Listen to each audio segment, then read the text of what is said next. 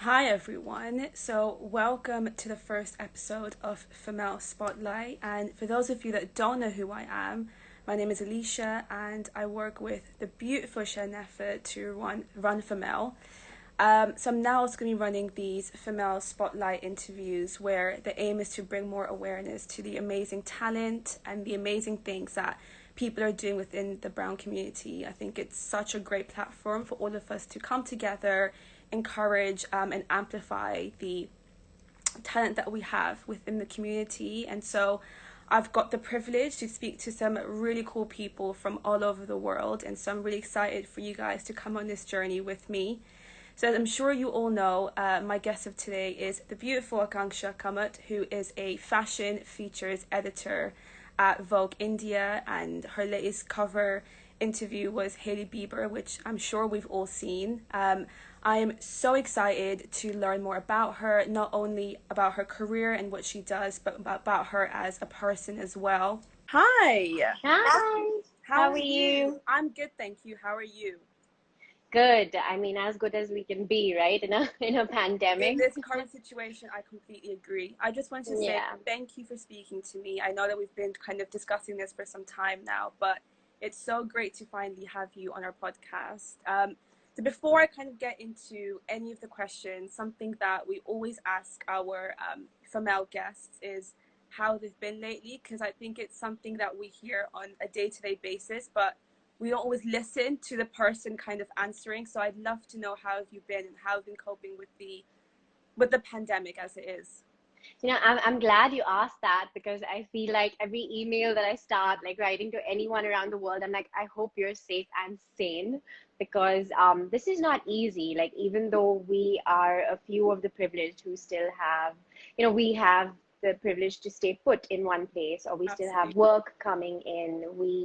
Um, we're healthy, so we are privileged for sure. But it Very is, blessed. Yeah. yeah, yeah, but it's not easy because like how do you apart from going from like your room, your bedroom to your living room to like the room you call office, like how do you mix it up a little bit, right? Where are you right now, Alicia? I'm in Amsterdam right now. I'm back home. But yeah, you're completely right. I feel like the whole world has just kind of flipped upside down, and I think we're never going to get this time back. So I think it's important to make the most of it. But as you said, I think we're very privileged that we can put our life, in danger by stepping outside. I think a lot of people don't have that. But I'm happy to know that, you're doing well because you're in India right now, right? Mumbai. I'm in Mumbai, yeah, Yeah, where things are not like entirely open just yet.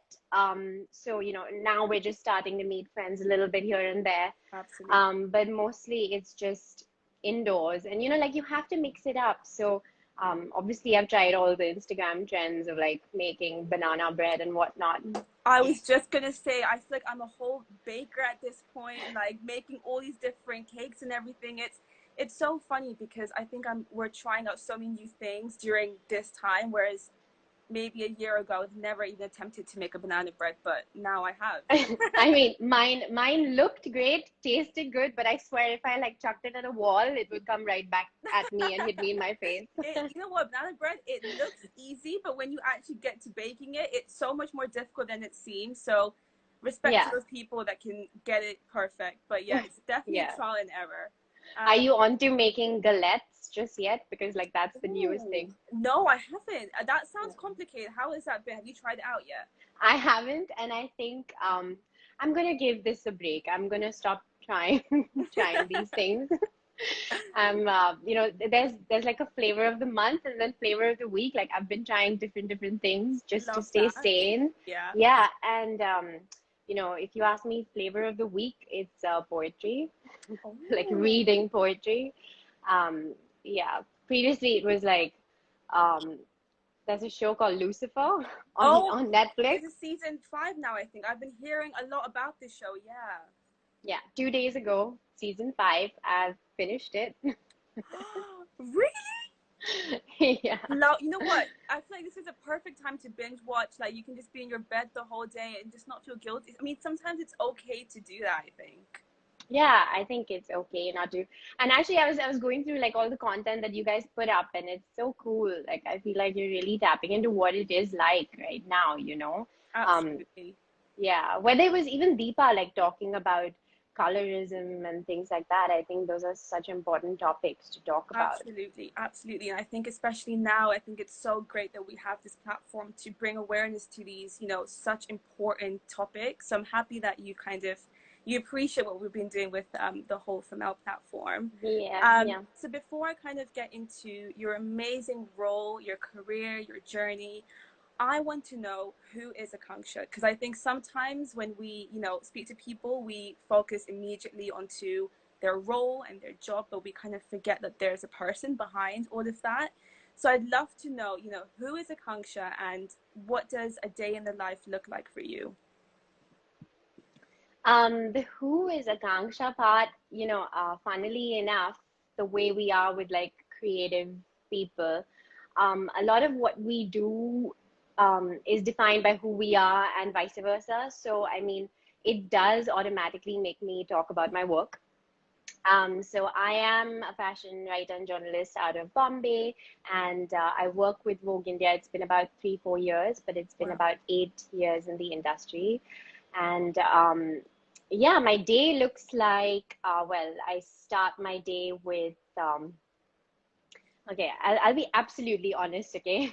So it Please do. starts. Do. I try to do like about 5 minutes of meditation, and like on good days it's three, and on bad days it's like a minute. You're still doing But something, which is amazing. yeah, and like that's the first thing I try to do before I start looking at Zoom, Slack, email, WhatsApp, GChat. It's endless these days. There are just so many distractions. Absolutely. Um, so then I do all of that, and that's when the day just hits the ground. I'm very privileged to be staying with my family in our home in Bombay, so we make sure that there's like lunchtime with the fam.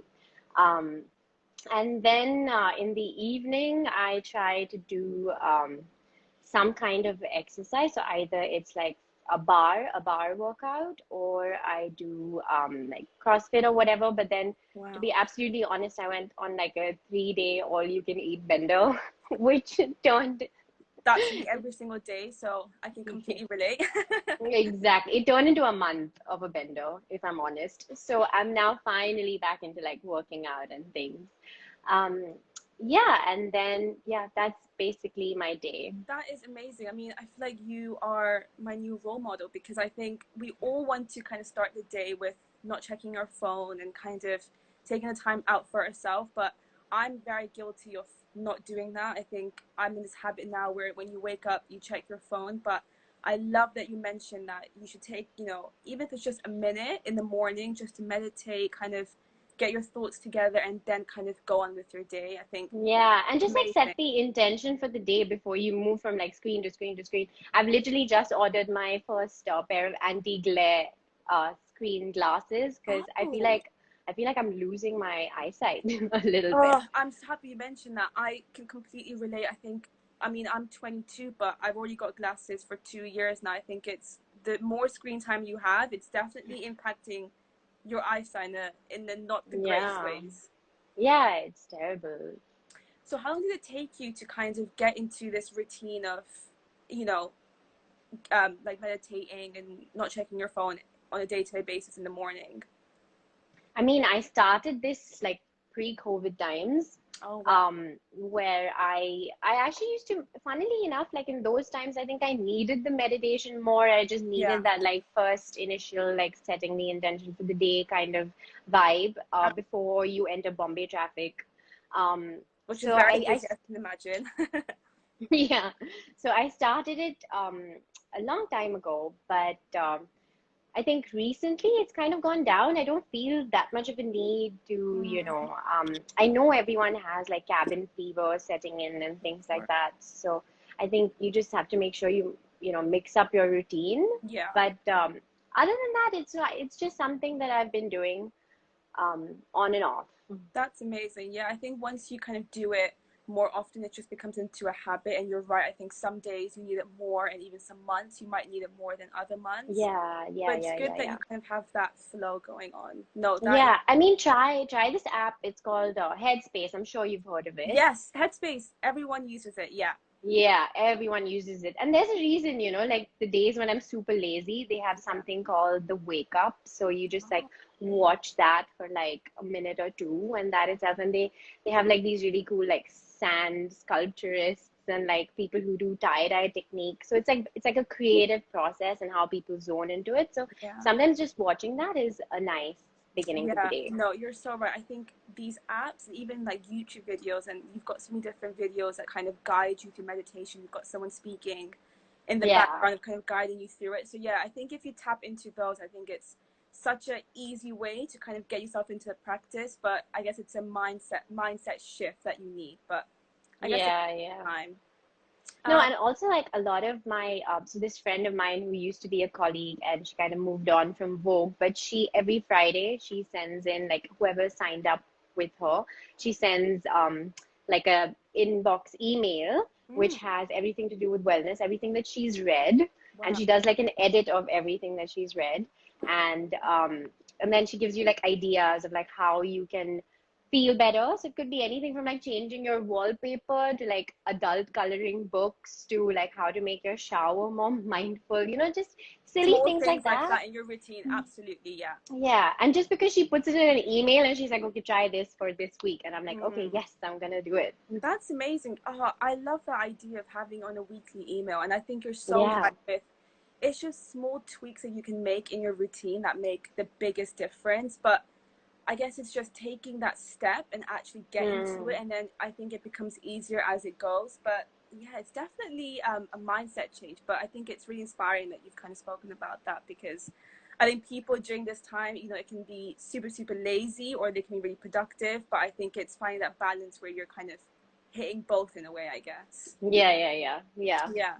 So before I kind of get into your career journey and take you back to 2012, I just want you to let us know a bit more about your job that you have right now and what your role actually consists of, because we've all seen the Hailey Bieber cover interview. So I'm really excited to know more about kind of what you get up to. Okay, so like there's a lot to it. I know I it can just sounds like, imagine. oh yeah, fashion must be fluff, but it's actually a lot of fun and it's very multi-layered what I do.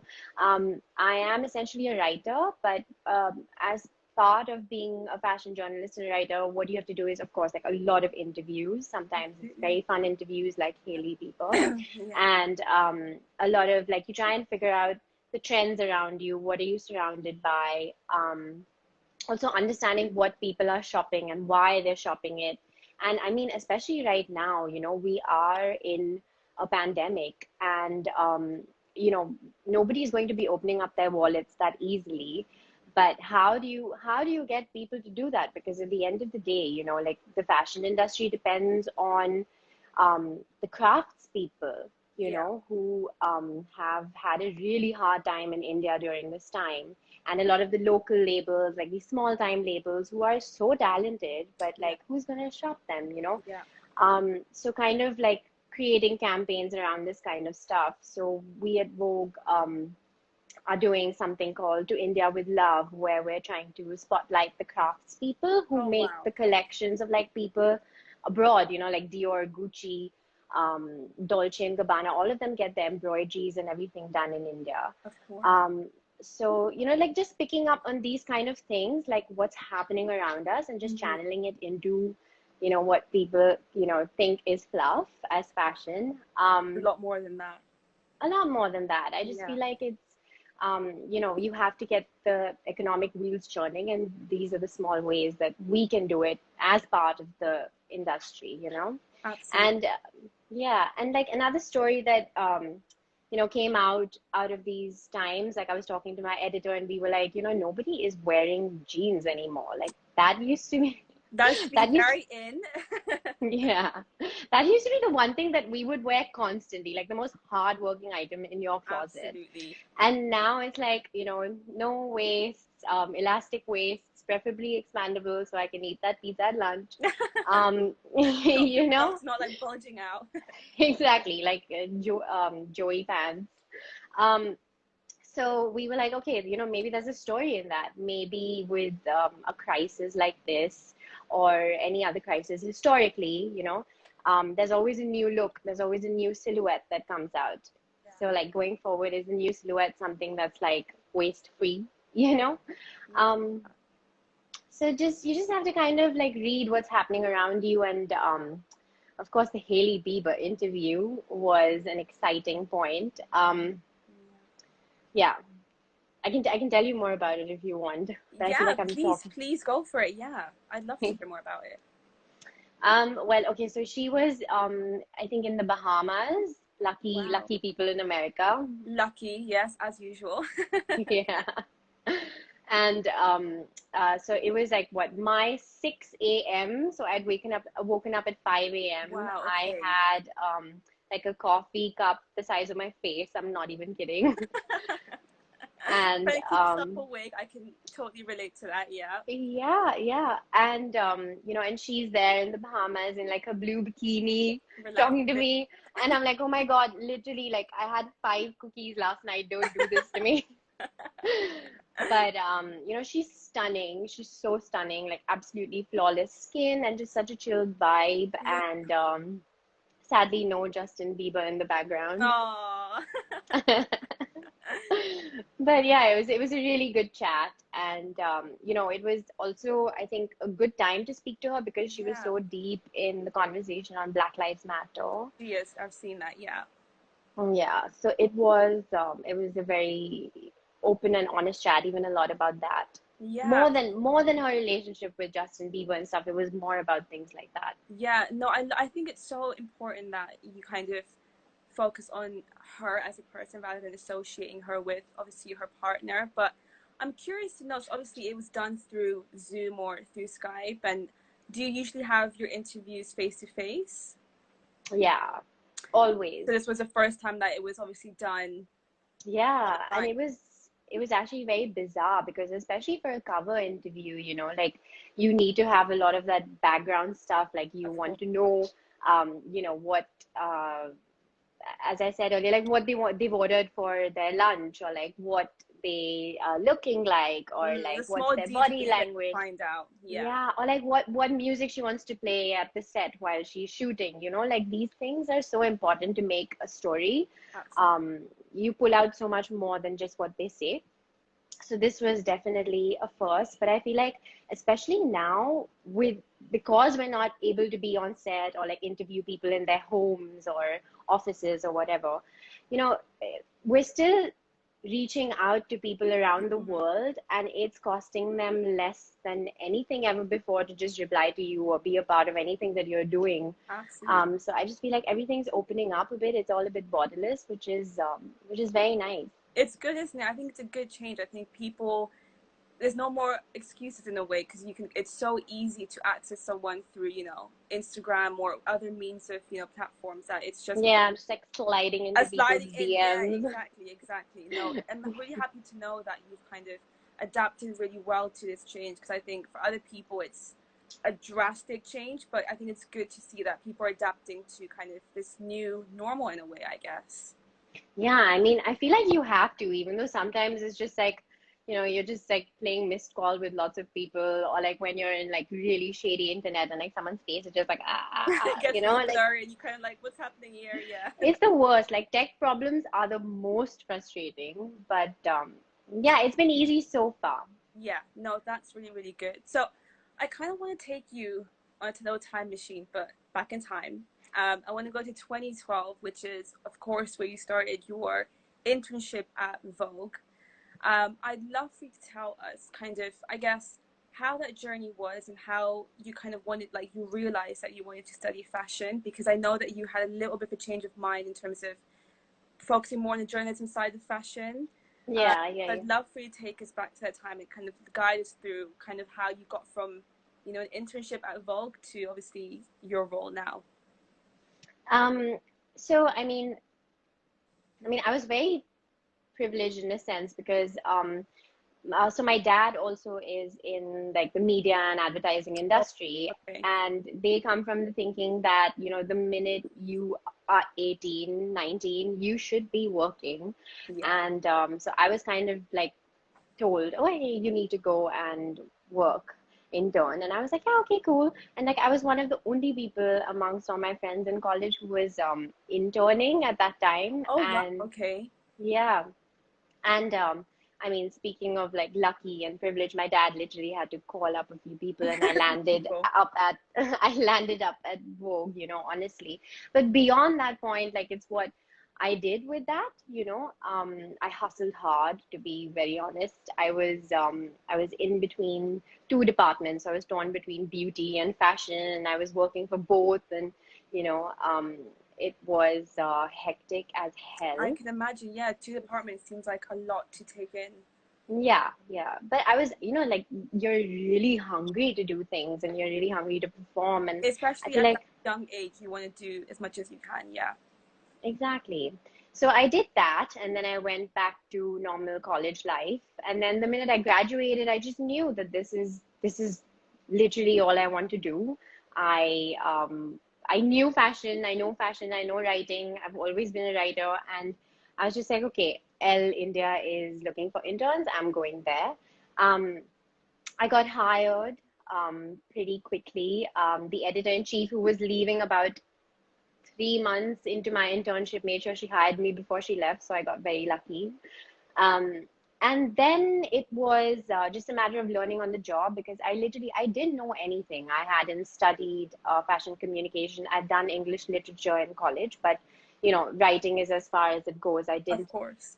I didn't know much. And my boss at the time actually pointed that out to me. She was like, who's your favorite designer? And I was like, Ellie Saab. And I said that not because I love Ellie Saab. It's just that it was a popular name. And I just feel like it was a very, just a name to give at the time. And I didn't know much about fashion. Mm, And, you may have inclinations towards a good aesthetic, which thank God I did, because I have grown up with my grandmom and mom who have the best eye. I'm not even kidding, like the best wow. sari and jewelry collection. And I've like hopped around to like exhibitions with them, like Karigar, like craftspeople exhibitions as a Amazing. kid. Yeah. So I've grown up seeing all of that. I have the aesthetic, but like what beyond that, right? Like that's as far as it gets you. Of course. Of So course. yeah, yeah. So that's when I was like, okay, I really definitely need to cultivate Yeah. this aesthetic and make it into a career. And Yeah. that's when London happened. And that's where you came for your master's, right? Yeah, yeah. So that's when I came for my master's in fashion journalism. And yeah, that was, I think, pretty life changing. I think I didn't expect to take it so seriously, but Mm, I did. Again, I hustled hard. yeah. Yeah. Of course. I did because like I got back in touch with my team at L India, and I'd left them, of course, but like I got back in touch with them, and I was like, you know what, this event is coming up, this fashion week is coming up. Can I go? Do you mind if I represent you? I'll do social media for you from the shows. So I was all out, you know, hustling and making it happen, and Mm. you know, it was important. Yeah, I love what you said about how, I think people, when you say fashion, people think of it to be, clothing and all the glamour. But I think the word fashion in the industry itself is so much more than that. And I think you can kind of know these big names in the industry, but it's really about knowing, more about it, like beneath the surface, I think a little bit. Yeah, yeah. No, for sure. Because I mean, we don't get enough credit because I truly do feel that Vogue, especially, has a very big part to play in things, like, um, for example, when Vogue came to India, say 13 years ago, Yeah. 2007, Mm-hmm. there weren't that many Indian models of color that were seen on international runways versus like come 10 years later and it's so normal to see like Pooja Moore in an H&M campaign or Safin were there walking for Alexander McQueen. These things become normal, and I don't know, it could possibly be because, Vogue India and international Vogue editions have access to Vogue India's images. Maybe someone casts through that. It just kind of, when you're part of the conversation, and I think Mm-hmm. that's where a magazine like Vogue really helps, is we are part of the conversation. And I think Absolutely. that automatically has like a nice domino effect. Absolutely. Yeah. I think it's crazy to think how maybe 10 years ago, as you mentioned, there weren't a lot of, Indian models and kind of running these massive, high street brands. And now I think it's completely changed where you do see a lot more familiar faces. Yeah. And so you mentioned obviously when you were kind of, interning and kind of, hustling, as you mentioned. I'm curious to know what is some advice that you would give to perhaps, girls right now who are at the age of 18 and 19 looking to perhaps intern and get into the industry themselves? What would be some, like, I guess, advice that you would give to them? Hmm. You know, do you want pre-COVID times advice or do you want COVID That's times? a really good question because I think I'm not even sure how long this time is going to last for. Yeah. But I guess, yeah, maybe during COVID times, because I think this is going to be the new normal for a really long time. So I guess we need to adapt to that in a way. Yeah, and also you've got to realize that the nature of my job has changed so much. We have gone from, physical interviews for one to now having to like talk to people from the Online. screens of Yeah. our phone. Yeah. And we've um, we've had to start writing scripts for, um, for Instagram lives that say someone in the office has to do with someone. We've had to pivot and create digital events where it used to earlier be physical events. And, Yeah. that means thinking so differently. So I would say that print publication is probably not in its healthiest form right now. Mm-hmm. But who's to say, who's to say what happens next? But I You think never. digital Yeah. is definitely where it's at. So if there are young girls out there who want to take up jobs in fashion and want to make a difference, Mm.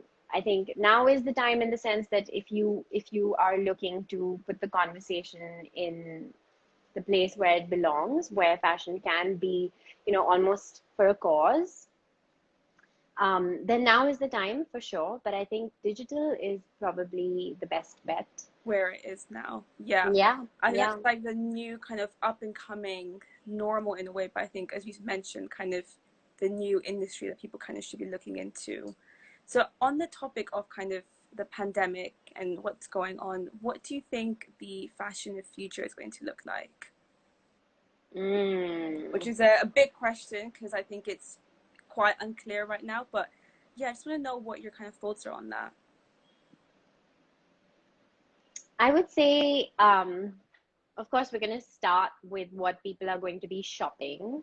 And while people may be shopping, tracksuits and sweatpants and things like that for now, I feel like it, especially with Indians, it never quite stays like that, because, we have Diwali coming up. We've just Yeah. had Ganpati yesterday, things like that. So our religious festivals still kind of drive the way we shop. Um, and thank God for that, right? Like, I mean, no thanks. I don't want to live in sweats all my No, all my exactly. life. I mean, it gives us a chance to dress up and doll up, and I think that's amazing how our culture gives us the opportunity to do that. Exactly. And I think what else will happen in fashion? I feel like we will, I mean, digital wise, there will be lots happening. I think fashion will become more about, like, people will want to where they know that um, their money is going to do something useful. So I feel like we will be shopping more local brands and things like that, where we know that there's something good coming out of it. Um, Yeah, and I feel like digital, everyone will be shopping online and more so than ever. Like it was, of course, like that, but it'll become Yeah. even more like that. Yeah, it's the new normal. I think online shopping has boomed in, these past few months, but I think what you mentioned as well with ethical brands, I think people are now looking to kind of shop more ethical and more kind of like eco-friendly in that sense. So I think there's definitely going to be an increase in people shopping with those brands as well. Yeah, yeah, Yeah, I I think think it's so. really interesting to see, what's going to come out of this whole pandemic. But I think it is going to be a positive in a way, because I think people kind of shopping more ethically is going to obviously have a great impact on our economy and kind of, just the world as a whole, which is, I think, amazing. Yeah, yeah. Yeah, And I feel like, the part of the fun used to be when you like travel to like different places and you find, like for me, it used to be like finding the younger, smaller brands around the world and things. So I think that may take a bit of a hit, but perhaps we'll be, finding our own, like our homemade brands that are like younger, smaller, emerging. Why absolutely. not? Yeah, Absolutely. Yeah, I think it's a positive change, for sure. Um, yeah. so I wanted to just quickly go back to kind of, Alicia, you know what? I would actually love to know what you think. What would you want from fashion going forward? I think what I would love is what you mentioned, but I think it's so important that we support, I think, the smaller businesses, and I think the businesses are actually ethical. I think fast fashion is, it's great because the newest trends are available at such an amazing price, but I think it's so harmful for our economy and, for the world, and that impact that it has on that. And it's really interesting because, as part of my thesis for my master's, I'm going to start this year. I'm actually looking into how we can encourage millennials to shop more sustainability, like to shop more ethically, uh, Yeah, because I think, as you mentioned before in the interview, that it's great to support businesses like that, but I think millennials are kind of struggling to get to that point where they actually are shopping, ethically. And so I think it's finding that loophole where you can kind of encourage people yeah, to do that. And so I'm hoping that from this whole pandemic, that's what's going to happen. And I think yeah, people supporting, yeah, again, more of the local businesses rather than having it to be yeah. fast fashion the whole time. But I also feel like it's like with anything else, right? Like with fashion, veganism, if you take for example, like if it becomes the norm, if there are enough alternatives, it'll automatically become less expensive. If demand Absolutely. grows, the supply will be there. That's literally what it It's just that's how sustainability will grow, and it was anyway, it was. Yeah, um but I mean, I guess you just have to choose one aspect of sustainability. Like it's not easy to go all out sustainable. it You isn't. need to find like what one of the few causes that you're passionate about and follow through with it.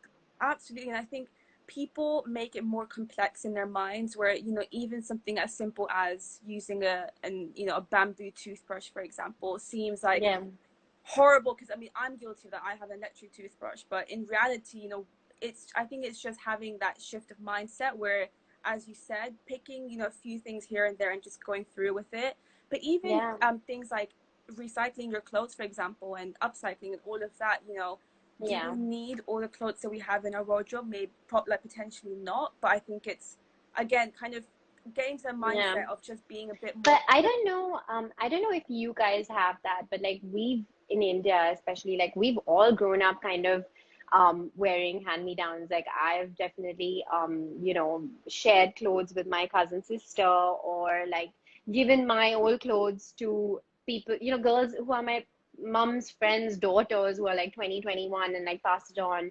Or like we have that culture already. I think it's just that we've lost it a little bit because it's just mainstream now to go buy one thing a week or whatever. But like Absolutely. if we just go back a little bit, like rewind a little bit back to our culture and how we grew up, through the 90s.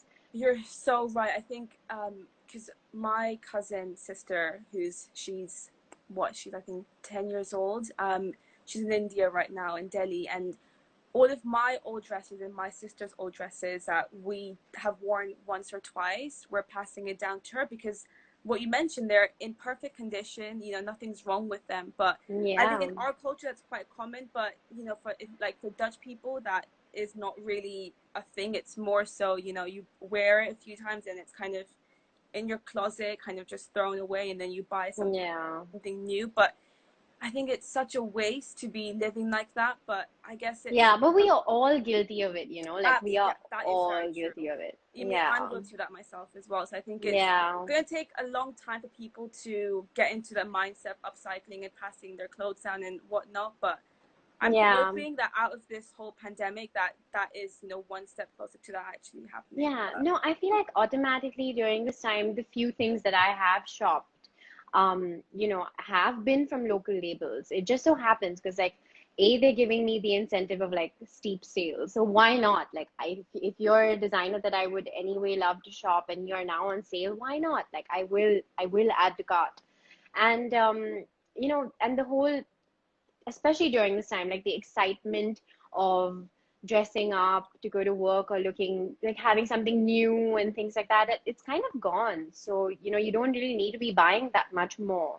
you don't. And yeah, I mean, like just the other day, I had to do like a video for Vogue, and I had to put on makeup, and I was like, oh my God, like I don't remember how to how to put It's on been a makeup. long I think time.